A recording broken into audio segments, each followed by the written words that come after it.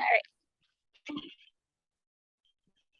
Hello, family. I am here with Courtney, and we just had the most amazing conversation, and I wanted to be able to share it with the world because I think there's so much wealth and there's so much gold in your story, especially as you started to share about your children going through auditory therapy and just how powerful music is in memory in the brain. It is. It's a wonderful thing. uh, we started a few years ago. We did it for a year and a half or so. It started that my fourth son has speech issues. He has apraxia. And so we started it up with him and found that it was beneficial for all the kids because it covers just so many different learning and behavioral issues, you know, just for one thing, for so many things. So all the kids had a good experience using it. And you had shared with me that explain a little bit the company that you worked with and what exactly that you did. Okay, we used Brain Harmony, and it's a company out of Florida, I think. And they sent. Sorry. Oh no. Can you I hear was me? Yeah, okay, start again. So it's Brain Harmony. Brain Harmony.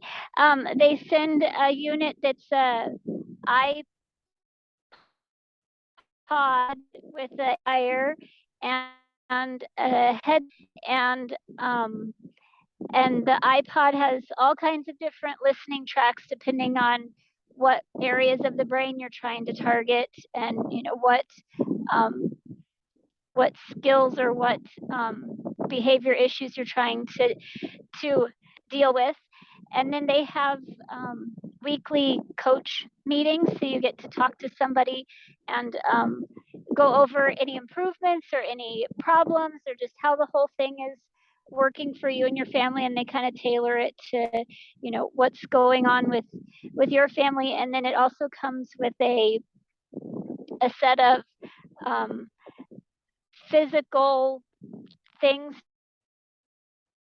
to do, for activities or exercises, and like a balance board and a tennis ball that's on a string that you can hang and do different activities while you're listening. So it's a really comprehensive sort of thing, and we really enjoyed it. The kids really, even now, they still like doing the balance board. They stand on that thing all the time. So So, and then did they test the first child that you put through? Did they test to see what areas of the brain needed to be worked on? yeah, there was a just a online form you filled out about each child. What issues do you see? What maybe traits or behaviors do they have? Simple things like one of them was, do they chew on their shirts or clothing or something like that? And I was like, yeah, one of my kids does that. I didn't know that was a thing that could be treated or something, that it was a signal of something. So they did that. And then once you signed on, they had some different activities to do, like that you would record the kid doing. And it was like standing on one leg and touching your finger to your nose with both hands, and jumping jacks, and just some things like that, just to see how both sides of the brain were connecting and if they were able to do those things, which I had no idea that those things, not being able to do a jumping jack, that was actually, the brain not fully functioning and working together. So it was shocking to me, I guess, how those little things really mean something. So Wow. And what I'm really inquisitive about is that so then there was different kinds of music that you played while you were doing the different activities. right. So the first set of music they had, that was kind of like I think they called it the reorganization phase or something, where they were really trying to just like settle the brain and get it ready to start reconnecting properly. And um, and those ones, they wanted you to be doing something physical. Like if you can go for a walk and listen to the music, if the kids can be, playing a game or doing different things.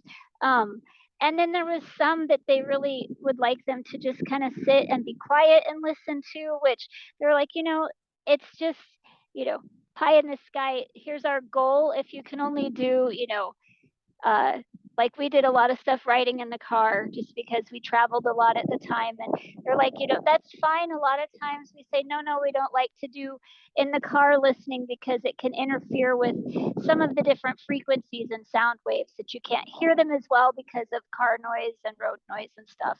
And so it's pretty flexible, but yeah, they were trying to, some things, they were like, it's the music is heightened. It's the way the brain will use it is heightened if you're actually doing an activity. So we did a lot of on a string where you'd throw the ball out and you'd catch it, and you'd catch it with different hands, or um, the ball on the string you could also like aim it at a bottle or something and try to knock the bottle down. And so just, something very simple, but engaging. The kids really liked doing it, and I think it made a world of difference. Like one of our kids, his hand-eye coordination went through the roof. It was just amazing how much better he was at sports activities and things like that. So yeah. And you'd also mentioned being able to follow 3 and 4 part directions. Uh-huh. Right. Yeah, one of the things, one of the first weeks uh that we had been using it, uh, I got on the phone with the coach and she's like, so are there any inch stones? Are there any little improvements that you've noticed? And I said, well, actually, yeah, the kids had wanted to do something outside. And I said, yeah, sure. But if you do that, then, you're going to have to do this and this and this to clean up that mess. And, I don't want to have to be this whole thing or whatever. And I fully expected to have to go back with them and say, okay, now don't forget to go pick that thing up, or don't forget to, move this to that place again, or whatever. And I didn't. They went outside, did their thing. They came back in. I said, hey, did you do this, and then, yeah, and I looked out the window. Sure enough, I was just shocked. I said, I can't believe that they followed all 3 of the directions, that they remembered to do all 3 of those things that, normally I would have been babysitting them about. So yeah, I was amazed. I was like, okay, I've done this. This is actually going to work. Here I was trying to target speech issues for the one kid, but it's improving our life in general because they're able to function higher, at a higher quality or something. It was just amazing. Well, and you had shared earlier too that the team sports were not a family inheritance. That was not something that Yeah, naturally happened or flowed in your family.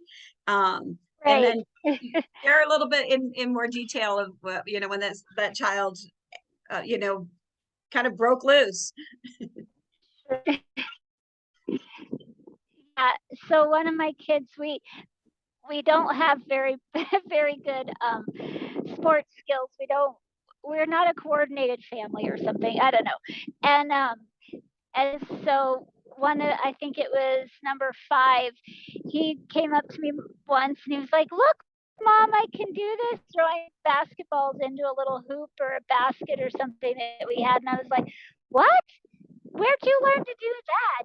And I totally chalked it up to the music, because it is not something that our family inherently is able to do. And the same thing um, with jumping rope, or even things like, we're a rural family, and so things like throwing a lasso around, just a chair or whatever sitting out in the yard, things that we couldn't do before, the kids were able to do much more easily. It was just amazing. So, yeah. Wow. Well, thank you so much for coming on and sharing. And No thank you for problem. permission to share. Whoops, it's time. Yeah. Thank you so much for sharing and for and congratulations on your success, as Thank a you. homeschool mom, and finding the right tools. My Hmm. hope is that this will, that everybody will find the tools that their kids need to work to their potential. Yeah.